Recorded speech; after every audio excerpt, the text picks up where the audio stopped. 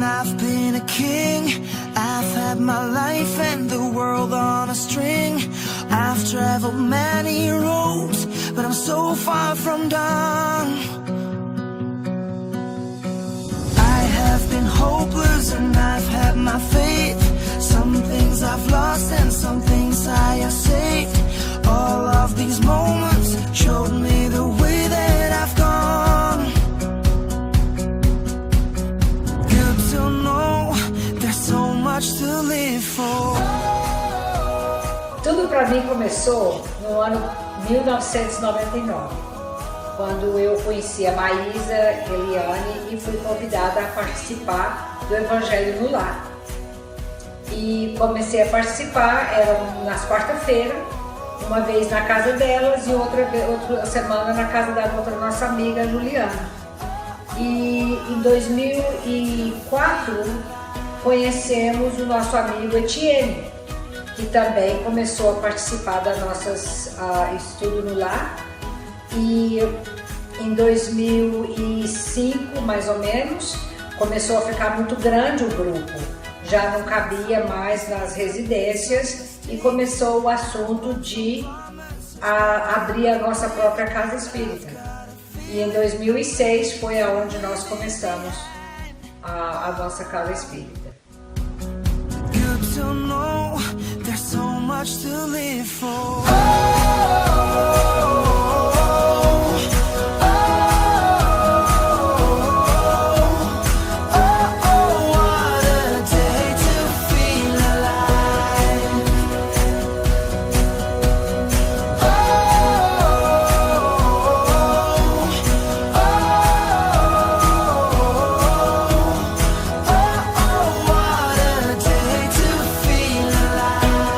Conseguimos chegar ao que somos hoje em 10 anos. Essa casa linda e maravilhosa, humilde, mas que sempre recebe a todos com os braços e os corações abertos.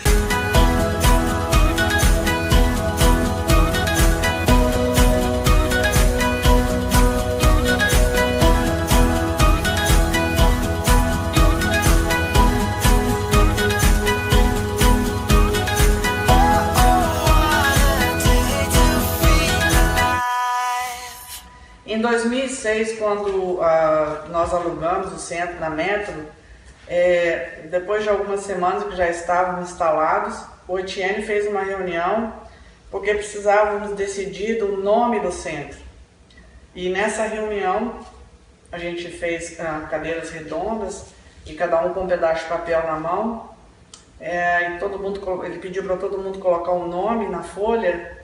E claramente me veio o nome no meu ouvido, Seeds of Light.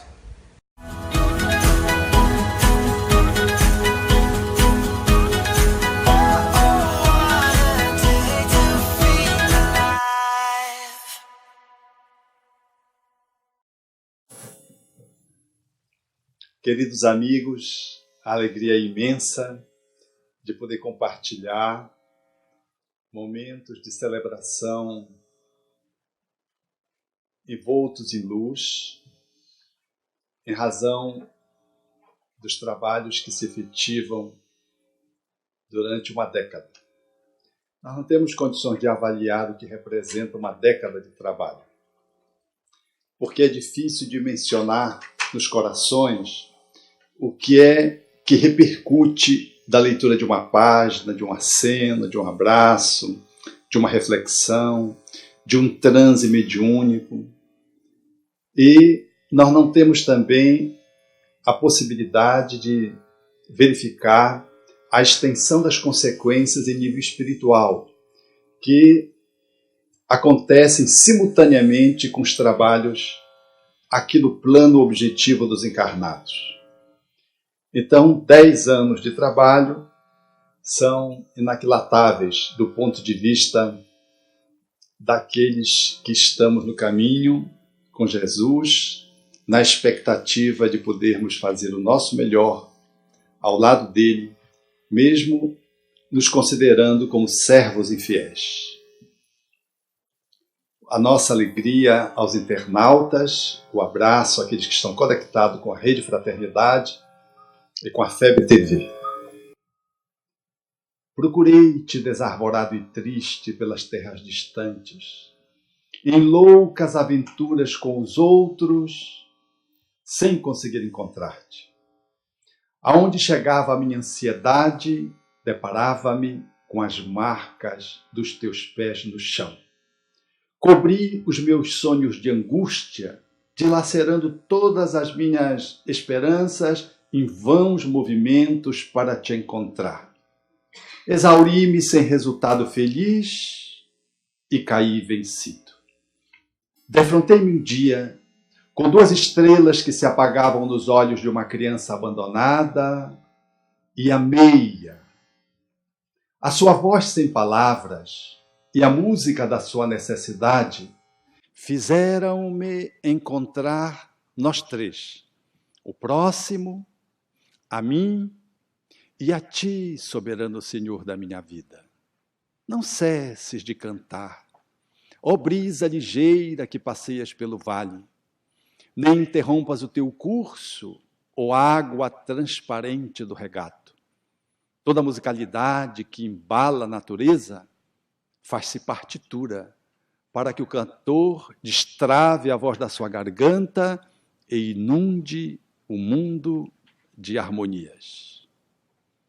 Essa é uma fala de Rabindranath Tagore, na psicografia incomparável de Divaldo Franco, que traduz numa síntese tudo quanto vamos desdobrar em reflexões neste seminário, fazendo em 2 momentos. Um primeiro, de 1 hora, 1h15, depois mais 1 hora, seguido de perguntas e respostas.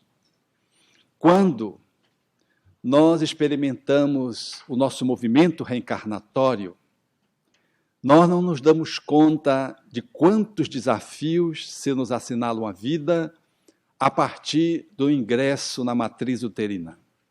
A ponto de a psicologia dizer, na fala de Karen Horney, de que há 2 grandes propósitos que o ser que renasce precisa fazer enquanto enfrentamento. O primeiro é de poder estabelecer uma relação de saída do útero e receber amor. O segundo é de poder fazer o enfrentamento do mundo hostil, ameaçador. Na fala psicoterapêutica, sintetizada nesses 2 grandes pontos, nós temos aí, na atualidade, no mundo colocado, o grande desafio daqueles que reencarnam de poder sair, até porque muitos se antepõem à possibilidade da saída mediante a efetivação dos abortamentos. E segundo, quando saímos, nós não lograremos experimentar um ambiente que possa ser plácido, acolhedor.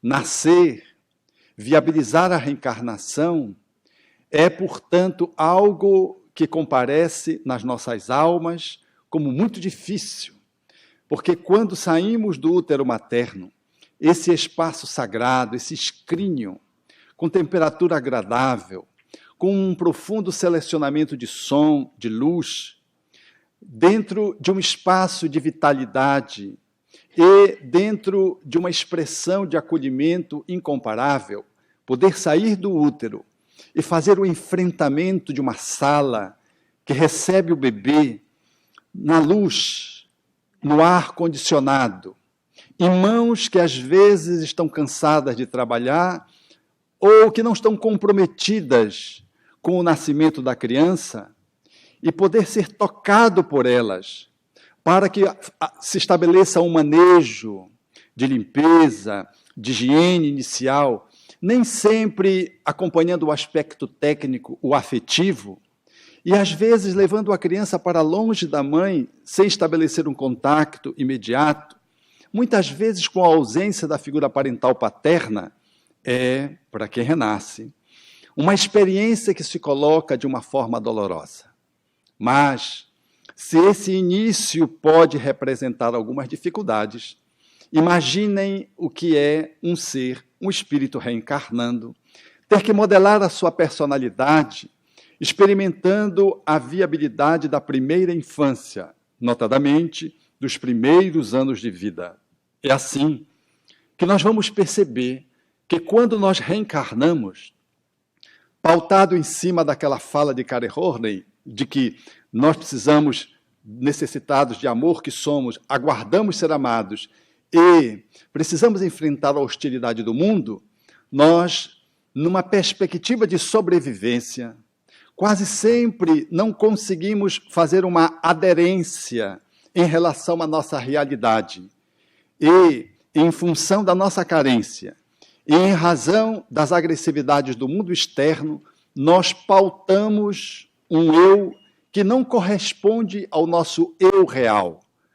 Num mecanismo apropriado, mais ou menos, para que possamos sobrepujar as dificuldades externas, nós estabelecemos habitualmente a modelação de um eu que não é o real, é um eu idealizado, e seguimos 3 rotas que podem mais ou menos nos trazer maiores ou menores dificuldades. No mundo como a Terra, onde se estabelece o processo competitivo, a sobrevivência, como sendo uma questão fundamentalmente vital, nós estabelecemos majoritariamente a proposição de um eu competitivo.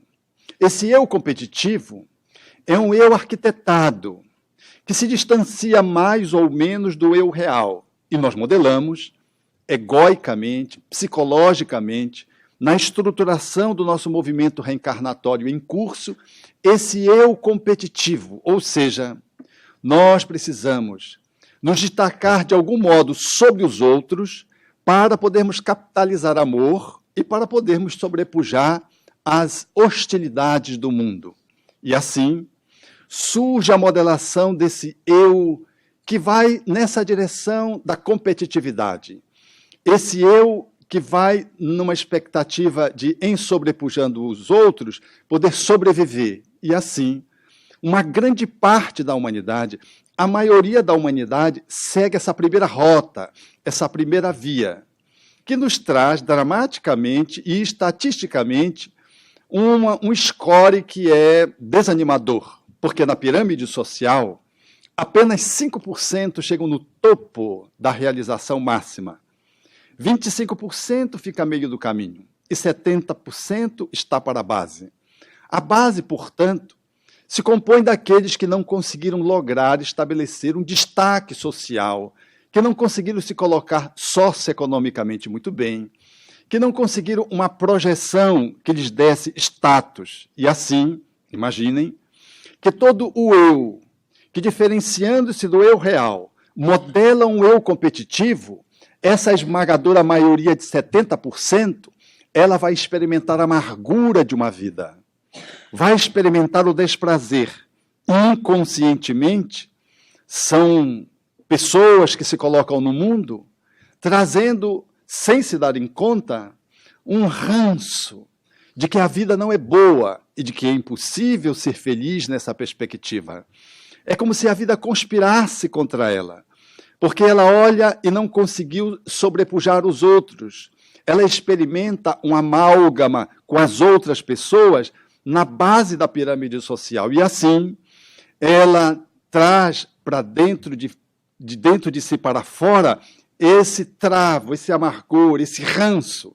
Porque o eu ideal construiu um eu competitivo que não venceu. Então estabelece-se um contacto. Mas, paradoxalmente, aqueles que alcançam o topo, alcançam, mas não levam. Porque você só consegue estabelecer plenitude e felicidade quando você é você. Quando você não é você, você não consegue, portanto, ser inteiro, ser completo. Há, numa certa medida, um vão entre aquilo que eu modelo e aquilo que eu sou. E aqueles que escolheram essa primeira via, que alcançam o topo da fama, da projeção social, que alcançaram o prestígio, o status, eles não conseguem também alcançar o sentido da gratificação inteira, completa. Eles não conseguem desfrutar de uma felicidade que almejavam. Vencem, mas não logram estabelecer a palma da vitória. Alcançam o status de, às vezes, serem invejados pela humanidade inteira, seja no âmbito do esporte, seja no âmbito da literatura, da música, da política. São pessoas que se projetam, chegam lá, mas nós identificamos, dentro dessa movimentação dessas almas que compõem esses 5% da humanidade que seguiram por essa rota, de que elas não estão bem consigo mesmas. Parece que há uma nota falsa, parece que há uma não sincronicidade na sua movimentação.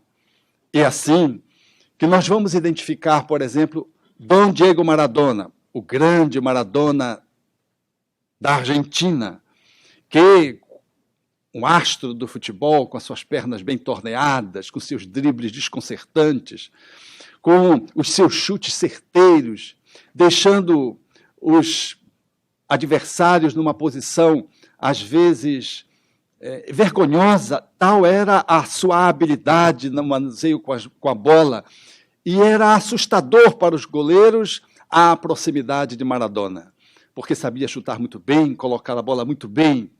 Era como que um pigmeu no seu tamanho. No entanto, como futebol, era um gênio da bola. Mas quem não viu Maradona nos internamentos sucessivos em função da dependência química? Tinha aos seus pés não só a população argentina, os sheiks da Arábia, o presidente da república do seu país, mas ele não se tinha a si próprio. Ele conseguiu vencer no futebol, mas não conseguiu lograr estabelecer o estado interno de amplidão interior, de gratificação máxima. Era como que um homem infeliz, e por isso derivou para as substâncias. Quando nós não conseguimos, de alguma forma, alcançar o status interior de grandiosidade, nós tentamos substituí-lo de alguma forma. E uma das formas é exatamente a dependência química. A cocaína nos proporciona esse estado de euforia, ainda que seja artificial. Mas o cérebro responde como se você estivesse no estado paradisíaco. E é por isso tão difícil abandonar a cocaína aqueles que dependem desse tipo de droga. Assim foi Maradona, em vários internamentos, lutando com repercussões cardíacas, às vezes subvertendo as ordens médicas, saindo dos estabelecimentos onde estava internado para desintoxicação e tratamento, ou às vezes enfrentando os repórteres que tentavam sacar mais uma notícia, os paparazzis, e ele, às vezes, de uma forma agressiva, desconcertante, fazendo gols contras. Um homem notável no futebol, um gênio da bola, alguém que alcançou o topo da fama mundial, ídolo da maioria dos jovens do seu tempo, que lhe imitavam, que queriam seguir o seu caminho, mas um homem que demonstrava as deficiências internas daqueles que constroem um eu competitivo, que consegue vencer os outros, que consegue superar os seus pares, mas que não consegue fazer valer a felicidade enquanto estado interior.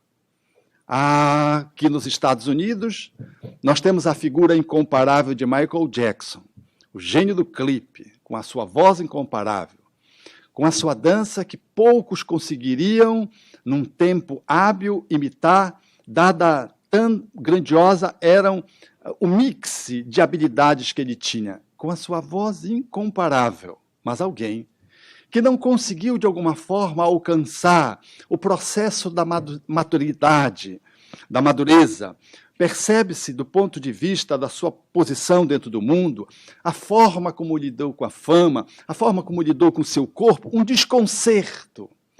Parecia uma alma efetivamente atormentada, mas ocupava um lugar de tal destaque que o mundo como que o reverenciava, mas ele, a si mesmo, havia como que um desvão na sua própria alma, a ponto de fazer valer com que os medicamentos pudessem tentar silenciar as suas dores e, de alguma forma, envolver um profissional da área médica a tal ponto de poder atendê-lo nas suas necessidades, nos seus sofrimentos, nas suas angústias internas, o que levou, inevitavelmente, a um movimento de morte prematura.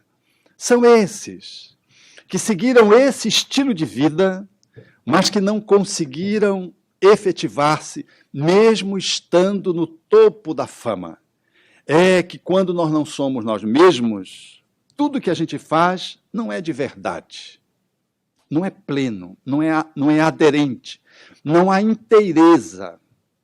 Mas, se por esse caminho nós observamos a maioria da humanidade, há uma segunda via, através da qual outros escolhem. São esses que não têm a índole muito agressiva, muito prospectiva, e fazem a escolha de um eu idealizado pela submissão. É o eu submisso. Enquanto que o primeiro eu é um eu competitivo, o segundo é o eu submisso. O eu submisso, ele tenta modelar um movimento de santificação, alguém que possa expressar uma aura de bondade. São aqueles que fogem do mecanismo competitivo e buscam se colocar no mundo para poder receber afeto e para poder sobrepujar toda a agressividade e violência que o mundo se lhes apresenta. Então criam essa aura de alguém que é bom, mas eles não conseguem modelar, porque para ser bom você precisa ser você. Se você não é você e cria um eu pseudo-bom, você no máximo é bonzinho. E o bonzinho não é bom. O bonzinho é uma caricatura da bondade. Eu posso ser bom em algumas circunstâncias, mas se eu sou bonzinho em algumas e muitas circunstâncias, não é bom. É melhor ser bom em poucos movimentos do que ser bonzinho em tudo, porque toda pessoa bonzinha é alguém que está fora de si própria. Então, para ser aceito pelos outros, na modelação desse eu idealizado, que se distancia do eu real, a pessoa concorda com todo mundo. Lá no meu estado, se lhe pergunta, por quem você torce? Pelo Paysandu ou pelo outro, que a gente não pronuncia o nome? Ela diz pela Tuna, que é um time intermediário que não tem torcida. A pessoa se esquiva porque não sabe se o interlocutor é desse ou daquele time. É alguém que sempre foge do processo do combate. Você vai votar em quem? Então é pelo Hillary. A pessoa diz, não vou votar, estou com um problema de consciência, estou com um problema... Arruma um problema e não vai votar, muito embora tenha direito. Para não dizer quem vai votar, para não entrar no conflito. Há pessoas que não adoram conflito, não suportam o conflito. Elas adoram ficar nessa posição de passividade, que tenta remeter a uma pacificação, mas é uma passividade. Dentro do centro espírita, por exemplo, elas sempre não desagradam a ninguém. Elas sempre concordam. Havia um espírito que dizia assim, lá em Belém do Pará, vocês são tão falsos, que quando vocês entram aqui, vocês dobram o pescoço. E eu vejo que tem gente que não dobra o pescoço, só no centro espírita, e fala assim, oi! Esse espírito tinha razão, pelo menos em parte. Tem pessoas que têm assim, essa mímica, essa dinâmica não corporal, mas tem pessoas que é próprio do centro espírita. Veste-se um traje psicológico para entrar no centro espírita e não contrariar ninguém, porque é um espaço sagrado e eu modelo um eu sagrado. Eu não sou eu sou um fake. Eu me imito, mas eu não sou eu. Então, tudo isso para quê? Para não desagradar a ninguém e, portanto, não sofrer as violências do mundo externo. E para que as pessoas me amem. É verdade que as pessoas não me odeiam, mas elas apenas me dão migalhas de amor porque eu barganho. Porque ninguém que é de verdade consegue receber do outro o que o outro pode dar. O outro sempre sente que há algo falso.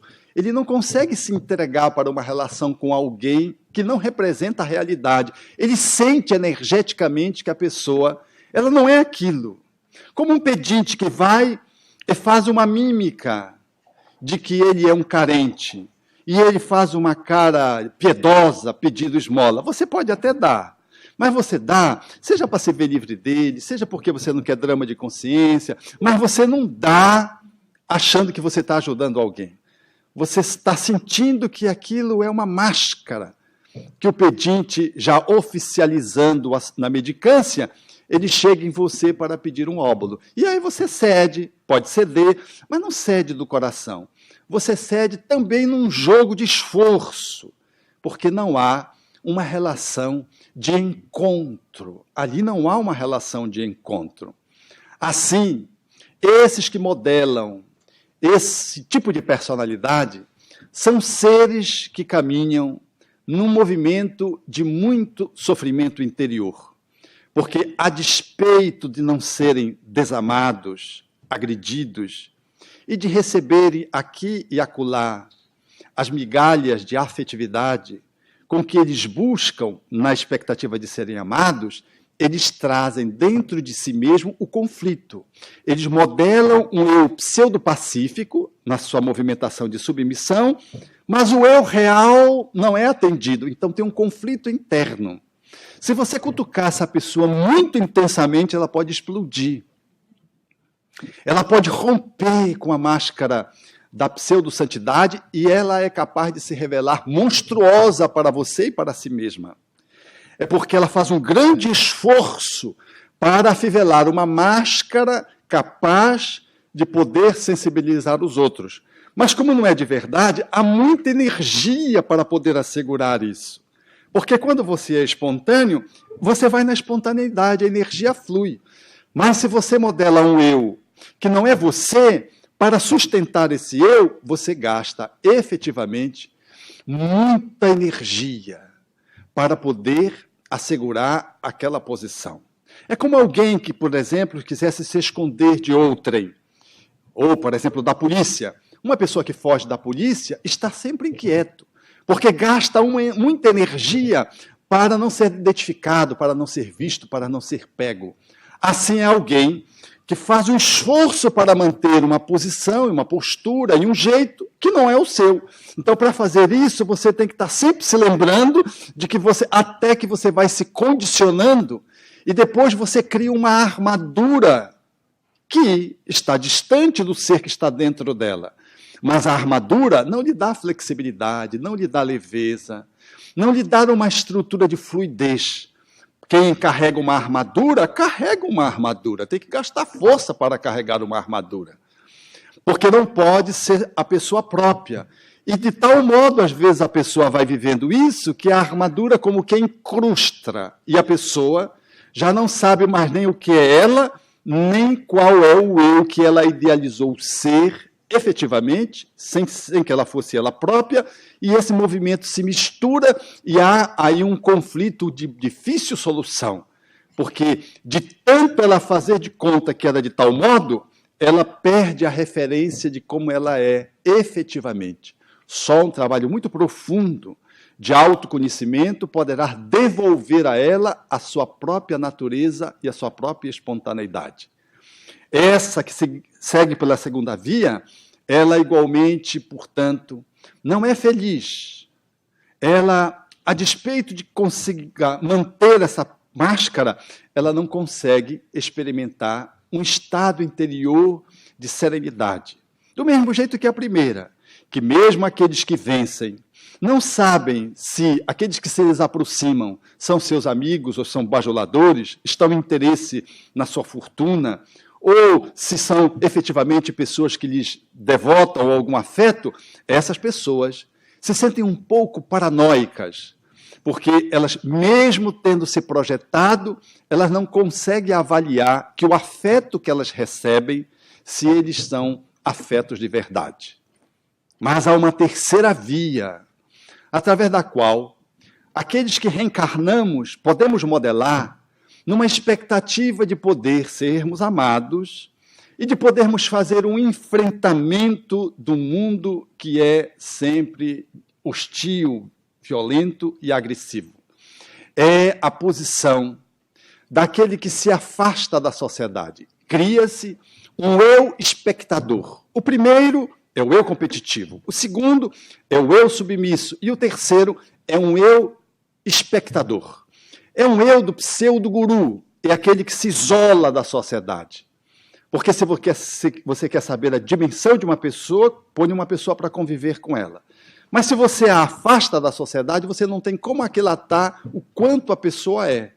Ser guru, se dissociando da sociedade, no mecanismo de exclusão de convivência social, falece qualquer possibilidade do desenvolvimento das competências da pessoa.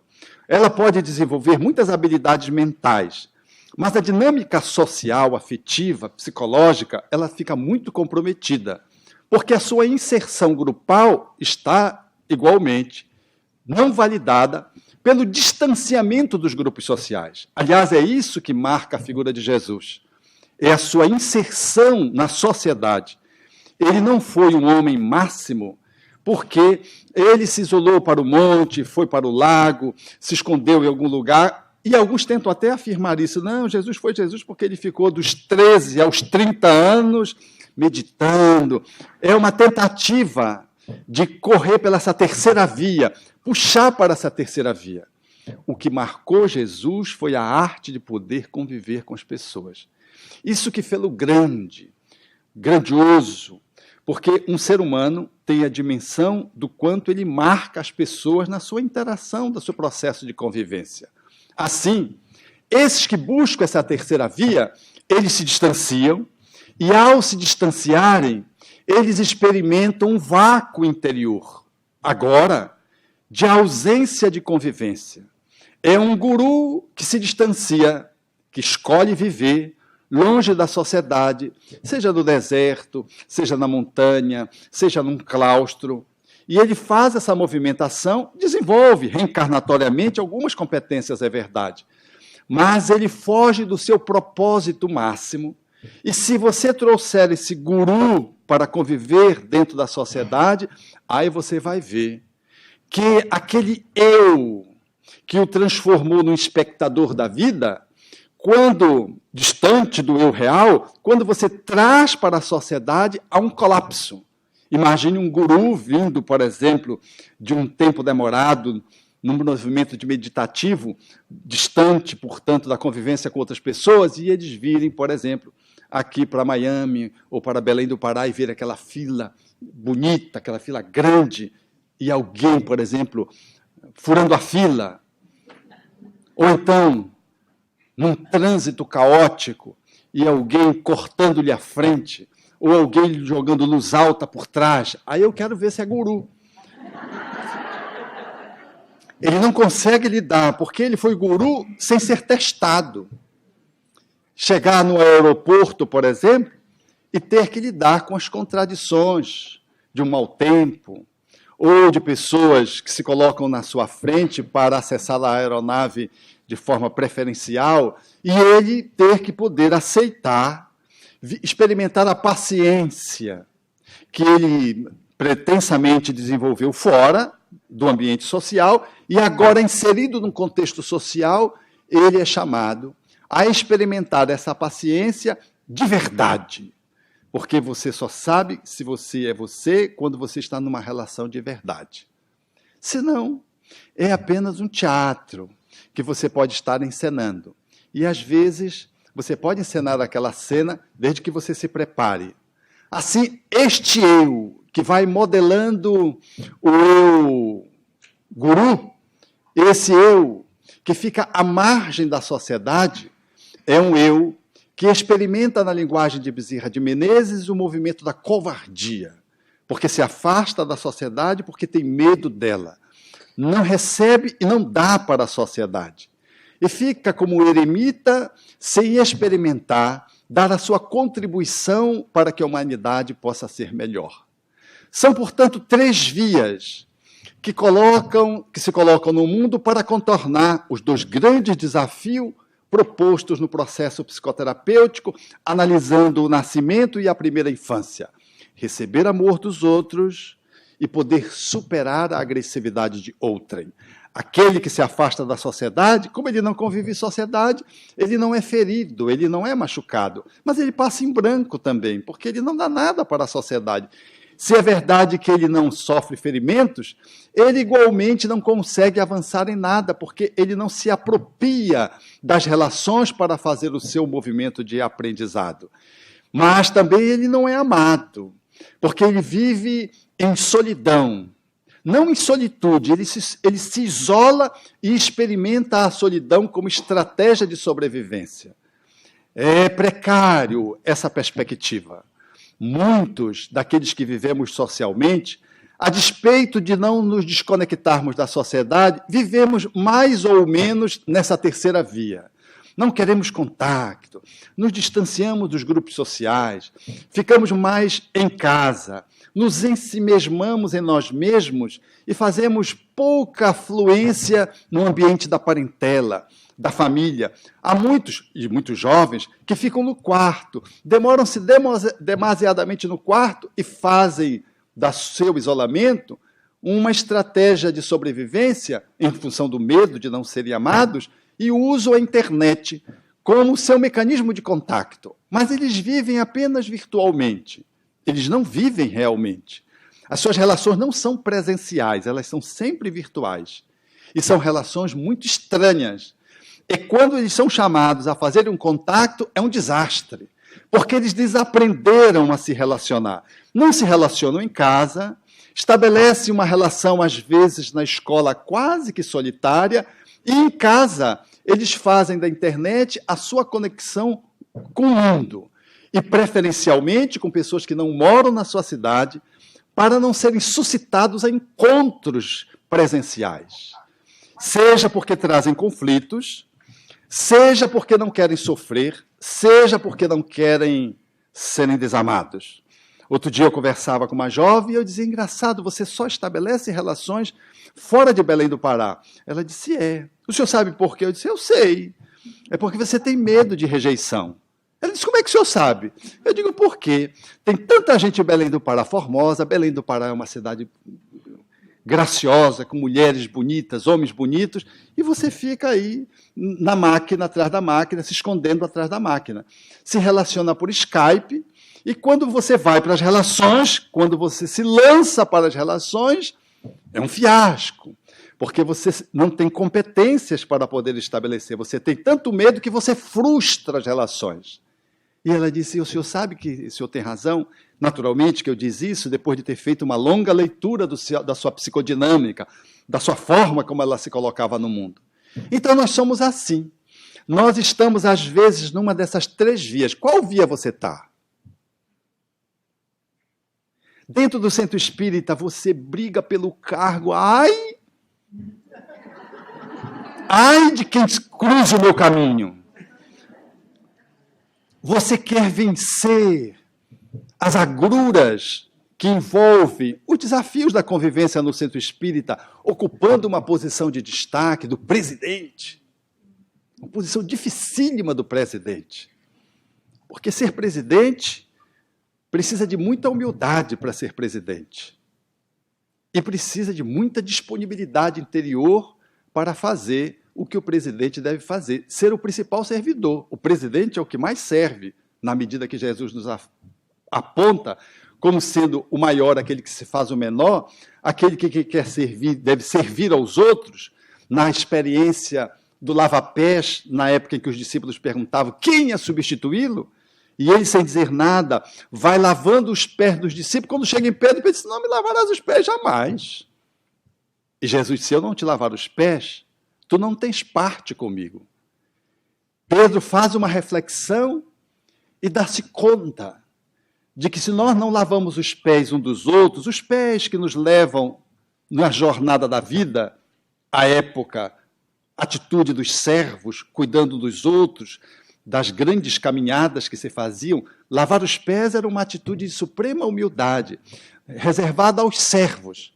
E é essa posição que ele assume quando cinge-se de uma toalha, toma de uma bacia d'água e vai lavando os pés dos discípulos enquanto ele discutiu quem substituiria. Quem deveria ser o maior? Nesse eu competitivo. Porque a gente acha que o presidente é a pessoa mais amada, porque ele é o presidente, ele tem a maior visibilidade, ele tem um cargo, ele manda, desmanda, fecha, abre. Dependendo do presidente, ele é assim, né? Porque há presidentes e presidentes, né? É aquele presidente que centraliza, aquele presidente bom, que centraliza tudo na mão dele, até o que os espíritos possam querer lhes influenciar, não chega, porque ele não dá espaço.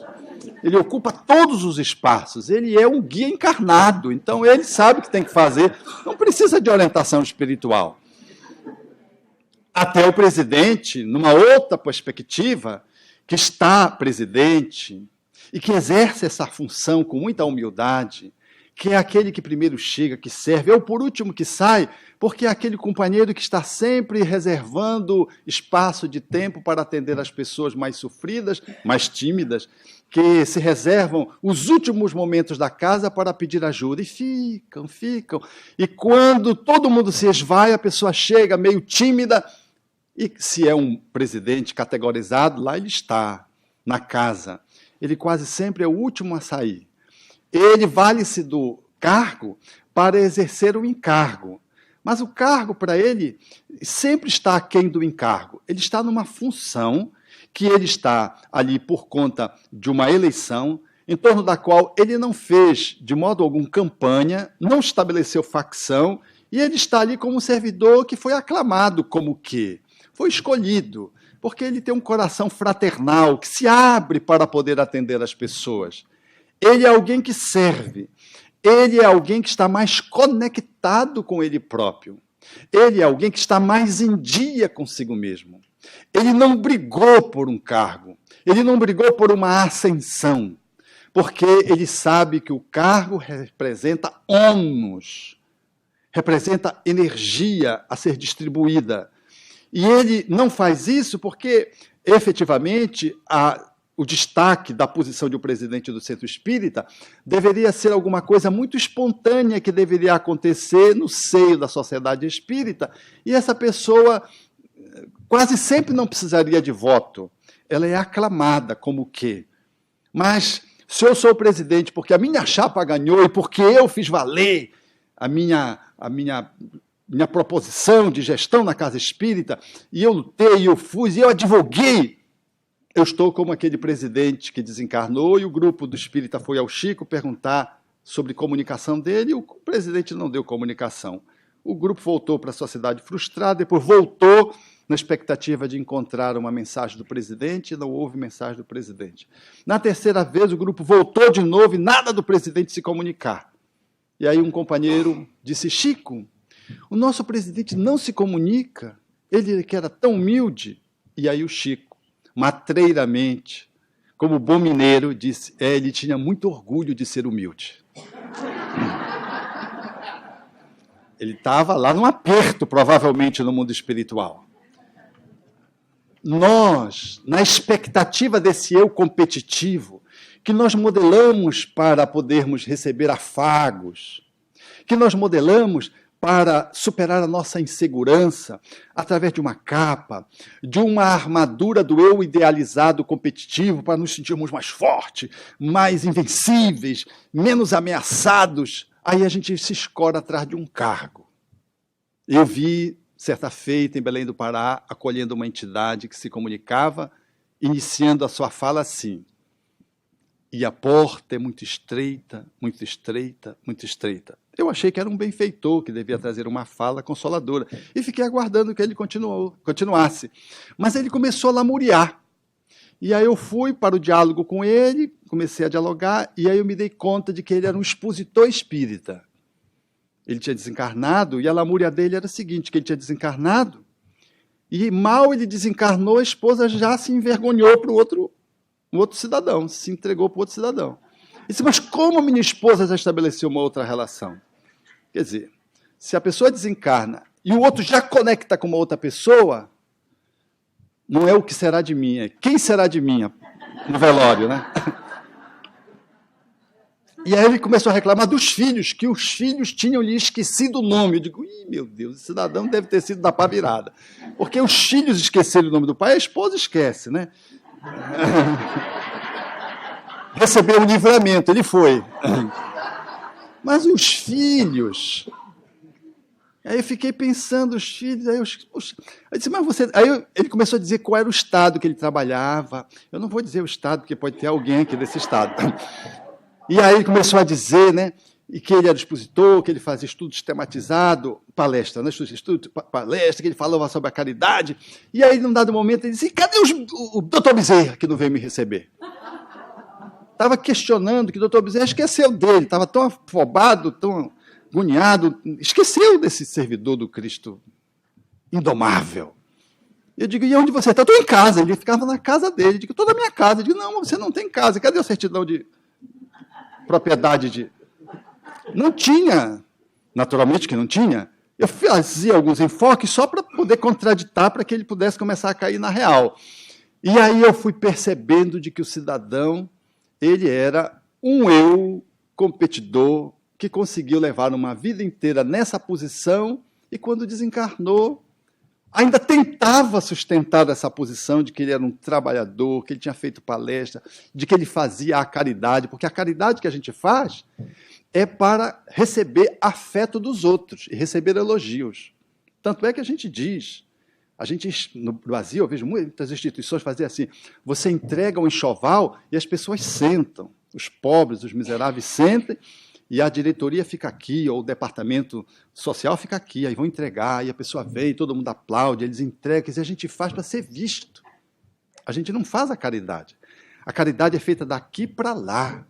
Somos nós os benfeitores e vocês são os pobres, o próximo que eu piso para chegar em Deus. Olha a ilusão. É uma formatação completamente avessa à proposição espírita. Mas essa formatação, ela faz com que eu me coloque numa posição de visibilidade, que eu receba afeto dos assistidos, que os assistidos digam que eu sou bom, que eu sou bom, que eu sou bom. Eu quero me convencer que eu sou bom, mas eu estou na segunda via. Eu estou nessa via daquele que encontrou o eu submisso e estou fazendo um exercício de caridade para poder receber afeto dos outros, no meu cantinho de segurança, que é o centro espírita, me valendo de um departamento, para, enfim, poder saber afirmar para mim que eu sou bonzinho. Porque eu não consigo ser bom, efetivamente. Porque alguém que é bom não faz o enxoval e dá para alguém, porque isso é humilhante.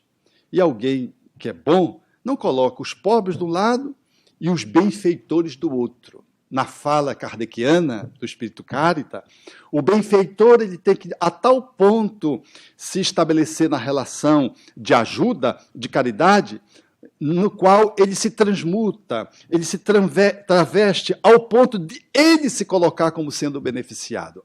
Ele alcança essa maestria de não só não humilhar o outro, mas dar o sentido de que o outro é o irmão que caminha com ele e ele tem prazer de caminhar com aquele irmão que está no movimento desfavorável e ele faz isso sem arranhar a dignidade do outro. Esse é o movimento de amor efetivo que a Casa Espírita faz quando entende a caridade, diferentemente dessa segunda via, pela bondade e não pelo pseudo-bondade do eu submisso, que encontra esses espaços para angariar a afetividade dos outros.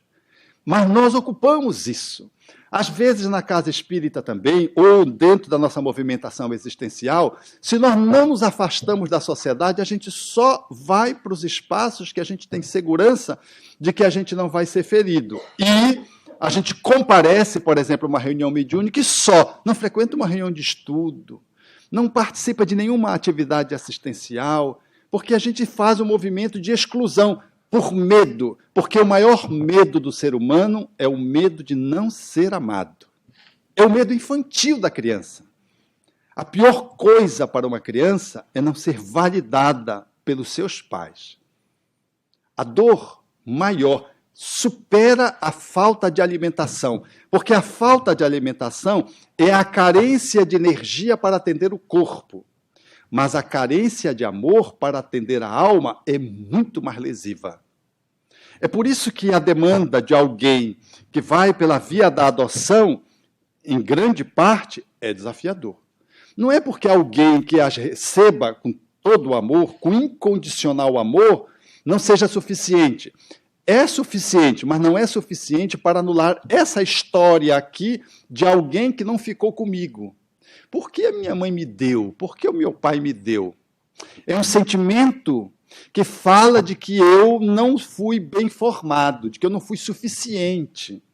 Esse sentimento de não ser, do perigo de não ser validado, me faz me sentir como alguém que foi dado para alguém, que a despeito de me amar muito, eu dentro de mim fico com aquela célebre interrogação: por que a minha mãe e o meu pai não me quiseram? E isso é tão importante, tão fundamental, porque a nossa relação existencial, no nível evolutivo em que nós nos encontramos, nós precisamos ser amados. E precisamos ser amados pelos nossos pais. É preferível passar fome e ser amado do que ter o bucho cheio, mas ser rejeitado pelos seus pais. Há uma vergonha tóxica da criança quando ela não se sente amada pelos seus pais. Certa feita, eu atendia uma jovem que estava em síndrome do pânico. Ela começou a fazer síndrome do pânico. Ela ia da casa para a escola de medicina, para casa, e às vezes fazia crise do pânico, queria interromper o estudo de medicina, acadêmica de medicina que era. E quando nós fomos acolhendo, ela tinha uma família que a amava. E nós não entendíamos pelo que ela estava. Uma história límpida, transparente, sem conflitos. E ela mesma não sabia pelo que ela fazia aquele quadro de pânico. Uma família que cultivava a religiosidade, portanto, não estava presente um componente espiritual que pudesse justificar aquela síndrome de pânico. Mas quando ela mergulhou profundamente numa experiência do seu inconsciente profundo para ver de onde vinha o quadro de pânico, ela foi para uma experiência cuja mãe caminhava por uma via levada por uma outra pessoa para dá-la a uma família endinheirada, que não tinha filhos, a acolheu e a criou como uma princesa. E ela, a despeito de ser muito amada por aquela família, ficou com um profundo trauma de por que a minha mãe me deu.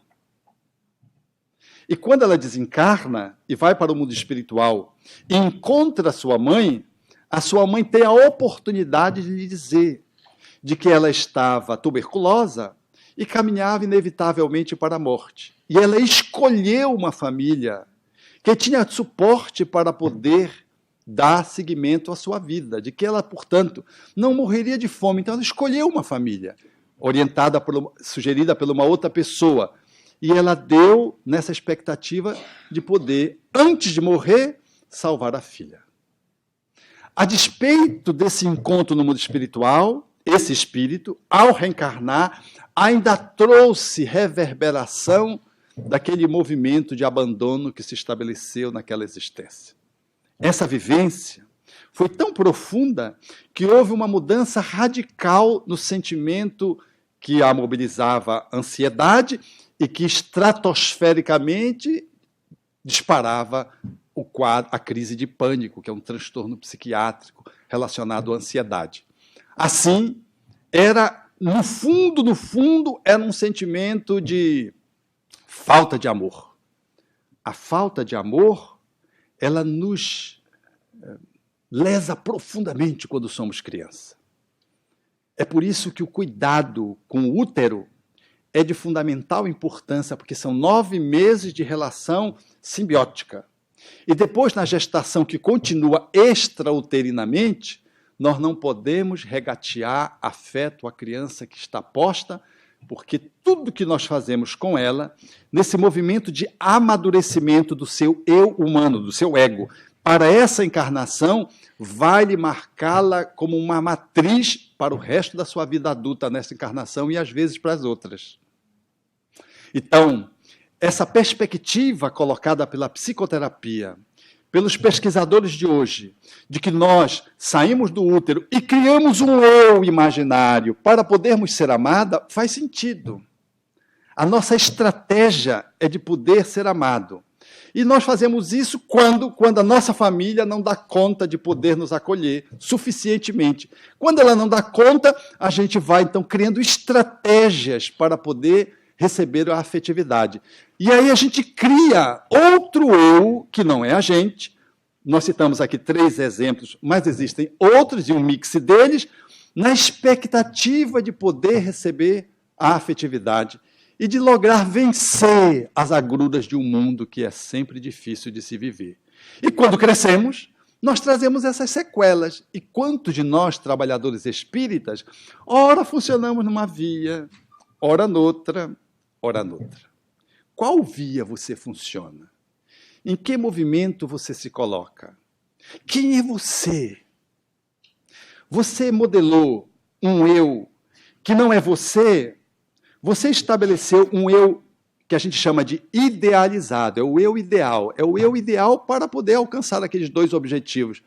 E você não sabe quem é você, ou você conseguiu resgatar-se em tempo. Então, o grande caminho é buscar uma outra via, que é a via de dar conta, de poder lidar com os sofrimentos humanos, seja do desamor, quando nascemos, seja da hostilidade do mundo externo, e nós podemos conseguir superar essas demandas não atendidas e conseguirmos nos colocar no mundo de uma forma minimamente satisfatória, para alcançarmos a felicitação desejável. Porque o mundo é de provas e expiações. O mundo, na linguagem psicanalítica, é de angústia existencial.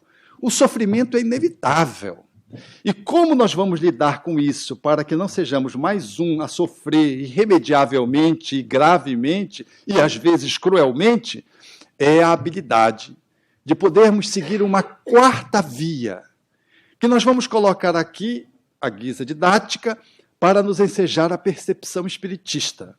O Vedanta, na tradição do Upanishad, propõe que os sofrimentos na vida resultam de algumas causas. O primeiro é o desconhecimento de si mesmo. O segundo é nós estabelecermos uma relação de identificação com o nosso ego, com a imagem que o nosso ego proporciona. O ego é o eu humano que nós compomos à medida que vamos crescendo depois que nascemos, e desde a fecundação. Então diz o Vedanta, de que quando você pensa que você é o ego, de que você estabelece essa relação com a sua imagem, e você acha que é isso, é a segunda fonte de sofrimento. O terceiro é de você se apegar ao mundo transitório e irreal. O quarto é você temer perder esse mundo transitório e irreal. E o quinto é o medo da morte. Diz o Vedanta que esses 5 pontos que geram sofrimento na vida, eles podem ser resumidos no primeiro, é o desconhecimento de si mesmo. Que se você resolver esse primeiro, você resolve todos os outros por extensão. A proposição espírita não é diferente. Quando Santo Agostinho propõe a necessidade do autoconhecimento, Allan Kardec, o Livro dos Espíritos, na questão 919A e 19, eles fazem uma menção a essa viagem que nós, espiritistas, precisamos fazer para nós mesmos, para atualizar a nossa relação de quem sou eu, ou como estou, ou que imagens eu criei de mim para mim mesmo, em que eu me fixo. A minha movimentação, ela obedece a que eu? O eu que eu sou, ou um eu fictício que eu estabeleci para mim para a sobrevivência, para poder conseguir vencer no mundo? Fazendo link com a psicologia para ser amado. O que é que nós fazemos para sermos amados? Nós somos adultos que ainda estamos focando energia, colocando energia para receber carinho e amor. Ai de você que fizer uma palestra e depois alguém não vier lhe elogiar. Ou você dá um passe, e é difícil o aplicador de passe que tem sede de ser amado não perguntar, você está melhor? André Luiz é taxativo, não pergunte à pessoa, porque ela vai dizer que sim, até por caridade por você. Mas a gente precisa receber o obrigado do outro, porque senão nós temos uma necessidade de sermos amados, inevitavelmente, no cotidiano, seja na casa espírita ou fora dela, que nos faz refém dessas relações através das quais nós fazemos uma comercialização da amorosidade. Na busca de podermos entender, ser reafirmados na criança que não foi confirmada, na modelação do meu eu interior, lá na minha história de vida inicial nessa encarnação. Então, muitos de nós temos uma dificuldade imensa de poder lidar com o conflito. E, diante do conflito, ou a gente escolhe sair para cima para esmagar o outro, mostrando que a gente pode mais, que a gente conhece mais, que a gente sabe mais, que a gente tem mais recursos, que a gente tem mais, né? Ou que a gente tem mais poder, ou que tem mais cargo. Ou então a gente sai numa posição de pseudo-bonzinho e faz um movimento de pseudo-conciliação para não brigar, mas fica amargurado por dentro. Ou então foge. Foge. Quando é um conflito, foge. Então, a proposição espírita é de podermos sabermos quem nós somos. É, efetivamente, escanear como é que está a nossa psicodinâmica, a nossa movimentação psicológica, histórica e atualmente. Como eu estou vivendo o presente? Eu vivo o presente a partir do que eu sou, ou eu vivo o presente a partir de um eu idealizado, que eu acho que eu sou? Tipo história de doente mental que eu estou falando agora, né? Tá ficando meio maluco, né? Mas é isso mesmo. Quem eu sou? É uma pergunta tão simplória e universal ao mesmo tempo, né? E filosófica e profunda, né? Mas se você perguntar quem você é, se eu perguntasse, eu faço essa pergunta na homeopatia, né? Lá pelas tantas, a pessoa, quando eu digo assim, agora fale-me de você, quem você é? É uma pergunta provocativa e bem aberta, para deixar a pessoa bem à vontade de se colocar, a fim de que o que ela traga seja genuíno e a gente possa valorizar para administrar o remédio homeopático. A pessoa responde um início, dá mais uma outra fala, e depois ela não consegue falar de quem ela é. Ela reduz, às vezes, a 2 frases. Aí ela diz assim, inevitavelmente, é difícil falar da gente, né? Ela ainda nem começou a falar, ela não introduziu, ela apenas apresentou em caixa alta o início da notícia, porque aquilo que ela disse que ela é, ela não é. Ela começa habitualmente dizendo, eu sou uma pessoa calma, e ela não é calma. Na andança do diálogo, a gente vai vendo o quanto nós somos perdidos de nós mesmos. Há uma dificuldade imensa de aderência. Nós somos seres que somos muito fragmentados. Não é porque somos maus, não. É porque foi como a gente se constituiu. E isso não é para ninguém se sentir culpado aqui. É só para a gente começar a dar conta de que a gente é alguém desafiador para se lidar. Porque a gente sempre acha que desafiador é alguém, é um parente, é uma sogra, né? É uma esposa, um esposo.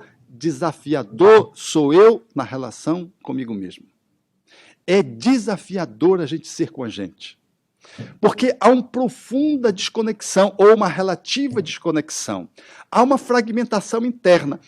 Essa consulta homeopática, que não é uma psicoterapia, é uma consulta singela, para se ver alguns dados, a fim de se possa eleger um medicamento que possa alcançar a pessoa e a beneficiá-la, ela é empobrecida numa anamnese, justo numa anamnese, que fala de amnésia, de memória, anamnésia. Nós somos amnéticos, nós não sabemos quem nós somos. Ou então a gente vai, eu sou um espírito imortal. É uma resposta muito que os espíritas gostam de dar. Quem é você? Eu sou um espírito imortal. Nem ele tem razão disso, porque às vezes ele não crê de que possa viver a vida após a morte, mas ele já aprendeu nos estudos de que nós somos um espírito imortal. Aí vem um chavão. Mas quem é você? Aquilo que pode parecer uma resposta muito fácil, ela vai se tornando mais complexa, porque muitos de nós achamos que somos o corpo, a despeito de sabermos que espíritas não somos o corpo, mas criamos uma relação, em função da nossa fragmentação, em função da nossa história, nós focamos tanto nas máscaras sociais e no corpo, que a gente pensa que é o corpo. Haja vista de dizermos assim, a minha alma não quer isso hoje. Quem é que não quer hoje? A minha alma não quer, mas quem é que está falando? É o corpo que está falando. Porque a minha alma parece que é alguma coisa que não sou eu. Eu não sou a minha alma. Isso demonstra a clara desconexão de mim comigo mesmo e eu me identifico com o corpo. Eu penso que eu sou o corpo, eu não penso que eu sou eu. E é por isso que quando alguém morre, convidamos para o sepultamento do Marcelo.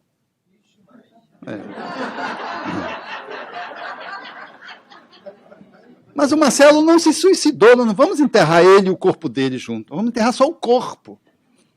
Mas nós convidamos para o sepultamento do Marcelo, não para o sepultamento dos despojos físicos, do corpo. A nossa relação é assim, que quando a gente vai no velório, a gente olha e diz, mas ele estava tão diferente, mas ele estava tão pacífico, não era ele, é o corpo. Se o corpo estava vermelho, estava pálido, estava sério, estava inchado, não é a pessoa, mas a gente vai, olha, porque a gente adora olhar o cadáver, a gente vai e olha para ver para onde a gente vai. Na cultura do Brasil, em alguns lugares, bate-se foto, inclusive. E algumas mulheres, especialmente, rogam que quando forem para o caixão, que elas sejam devidamente maquiadas. Vejo quanta identificação com o corpo. E é dramático isso, porque eu vivi essa experiência há bem pouco tempo em Belém, não faz um mês e meio, e era um jovem que tinha desencarnado com 20 e poucos anos, 21 anos, 22 anos, de forma súbita, entre o diagnóstico e a morte, foi um mês e meio de vida, num quadro de leucemia, cujo diagnóstico foi dado em função de algumas dores que ele apresentava no corpo, e cuja indicação de quimioterápica se estabeleceu de forma breve, e a primeira intervenção da quimioterapia fê-lo imunologicamente cair, as hemácias, os leucócitos e as plaquetas caíram muito, ele fez uma infecção e morreu. E eu estava visitando a família, que tinha conhecido há bem pouco tempo, mas que criei laços, e eu fui ao encontro da mãe, e é sempre uma situação muito dramática quando você devolve um filho em tenra idade, né? 21 anos. É muito difícil para uma mãe devolver ao Criador um filho que está ali confiado nessa idade, e subitamente, sem ter estado doente longo tempo, sem ter se preparado, portanto. Porque a gente nunca acha que alguém vai desencarnar próximo da gente, muito menos a gente.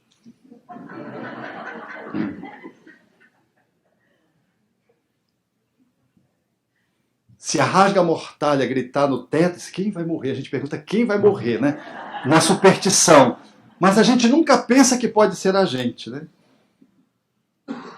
Então, quando ele estava no caixão, e levaram o filho, sob uma orientação psicológica, interpretada de uma forma equivocada, levaram o filho para se despedir do pai. O filho tinha 5 anos.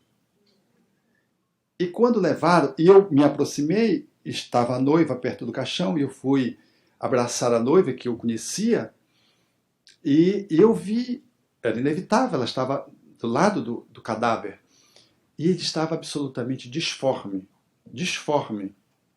E quando levaram a criança para se despedir do pai, disse, despeça-se do seu pai. A criança olhou e disse, esse não é meu pai. Na beleza da espontaneidade infantil. Não é seu pai, senhora. Não é meu pai, porque não era. Primeiro que o pai dele não estava ali. Segundo que aquele corpo não era o corpo do pai dele que a criança tinha visto antes do pai ser internado há um mês. Menos que um mês para fazer a quimioterapia. A nossa relação com o corpo faz a gente estabelecer esse vínculo como se o ser estivesse ali no caixão. E às vezes nessas condições precárias. E pior que se leva, como se levou a criança para o sepultamento. Descer o caixão, jogar a terra em cima, olha, é uma cena de tortura. Aquele silêncio, o choro convulsivo, e o seu ente querido ali, na cultura dessa formatação de culto à desencarnação, jogando as flores, e todo mundo olha para o buraco. É patético. Nós nos identificamos com o corpo. E se a idade vai chegando, a gente vai começando a entrar em crise, porque a nossa identificação com o corpo é tão grande que a gente quer a imortalidade do corpo e não da alma. Faz sentido isso?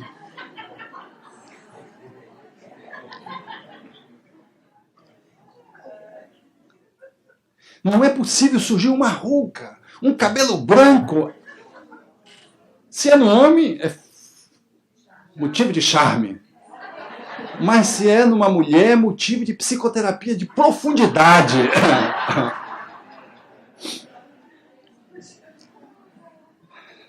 Eu não estou advogando de que, efetivamente, a velhice deve ser maravilhosa, graciosa, até porque a velhice é o declínio. E, inevitavelmente, além das rugas e dos cabelos, se fosse só isso, estava ótimo.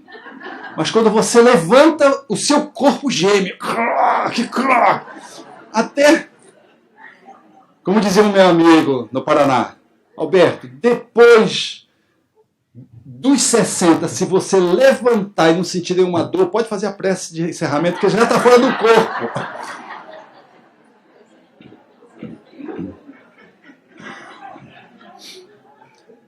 Nós sofremos a hipnose dos 5 sentidos. Nós achamos que somos o corpo. E, curiosamente, o corpo não é corpo, é energia. Na leitura da física moderna, nós somos só matéria que está no movimento de energia de condensação, e nós somos um corpo feito de 100 trilhões de células, ou, se preferirem, 7 octilhões de átomos. Somos feitos de átomos. 4 átomos básicos compõem o nosso corpo. O hidrogênio, o oxigênio, o nitrogênio e o carbono. 4. E 17, 18 outros entram complementando. Só 4 átomos fazem mais de 95% da nossa estrutura corpórea. Nós somos reduzidos a 4 átomos, que, por sua vez, estão formatados por subpartículas, e somos formados por mesons, por quartzo, são subpartículas. Na realidade mesmo, nós somos, diz o Espírito Emmanuel, um turbilhão eletrônico. O corpo, falando do corpo, um turbilhão eletrônico.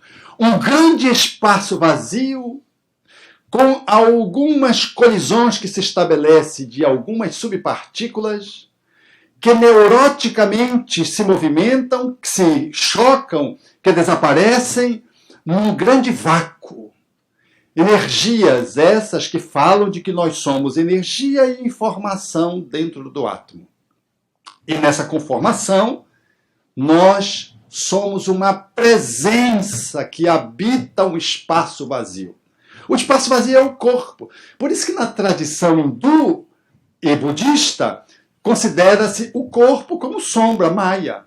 Porque nós somos efetivamente uma sombra, mas nós achamos que nós somos isso. E esquecemos de que nós somos a alma que habitamos esse espaço vazio, esse turbilhão eletrônico. Porque se você for esmagar, quase você não vê. Aliás, um corpo você não veria se você fosse esmagar para a matéria de que ele é composto. Então nós somos, e nós achamos que nós somos isso. Se nós pudéssemos olhar o corpo, quando nós estamos ausentes, ali sim é um espaço vazio. Mas quando eu estou no corpo, eu sou um espírito, uma presença, uma consciência habitando um espaço vazio que eu tenho a impressão que é concreto. Eu tenho a impressão que é concreto. A ilusão da hipnose dos 5 sentidos faz-nos experimentar essa percepção. Nós achamos que enxergamos, que ouvimos, mas a nossa capacidade visual, auditiva, ela é reduzidíssima. Para além do vermelho e da violeta, está o ultravioleta e estão os raios, para cima e para baixo, falando da nossa incapacidade de poder ver as coisas como são. E nós sofremos uma ilusão, por exemplo, vocês acham que estão parados aí. E a ilusão dos 5 sentidos faz-nos entrever a Terra como sendo plana. Mas nós sabemos que a Terra é uma bola. E nós pensamos que estamos aqui congelados, parados aqui, sem nenhuma movimentação, não tem nenhum terremoto acontecendo, mas estamos simplesmente como passageiros de uma nave que vai a 107.240 km por hora. É a velocidade da Terra. Mas a ilusão dos 5 sentidos nos faz perder a relação com a nossa identidade real e nós acharmos que nós somos identificando-nos com a nossa estrutura corpal. corporal. Daí a nossa dificuldade de poder desprender-se do corpo. A nossa relação de imantação com o corpo, como os espíritos trazem a Kardec, é uma das dificuldades de nós experimentarmos o nosso movimento de saída do corpo. Nós temos muita dificuldade, porque nós estamos numa relação corpórea de tal modo entranhadas conceitualmente nela, que nós temos dificuldade depois de nos liberarmos da estrutura corpórea, do presente, porque esse corpo, como diria uma senhora católica no sepultamento do seu filho, é o papel de presente que embrulhou meu filho, numa metáfora linda. Ou, como diria minha sobrinha, quando meu irmão fazia a correção teórica da fala dela, de que o meu espírito, ela disse, não, minha filha, você é o espírito, o corpo é seu, mas você está habitando esse corpo, mas você não é o corpo. Ah, meu pai, então o meu corpo é um embrulho do meu espírito? É um embrulho. É um embrulho. Nós estamos embrulhados no corpo, como que? Como que? Mas não somos o corpo. Então, quem nós somos? Quem você é, já que não somos o corpo? Então, nós começamos a fazer um caminho numa direção da subjetividade. Nós começamos a viajar numa dimensão que possa nos dar uma exata posição daquilo que somos, na nossa essência, e de como nós comparecemos nessa encarnação. Para podermos, numa medida mais aproximada, sabermos quem nós somos. Para não funcionarmos como os dois loucos, que um se aproximou do outro e disse, tu sabes quem eu sou? Aí o outro disse, não, quem tu és? Ele disse, eu sou o filho de Deus. E o outro louco, ouvindo isso, disse, mas como tu soubeste? Porque o primeiro que disse que era filho de Deus disse assim, porque Deus me disse. Aí o outro louco disse, eu?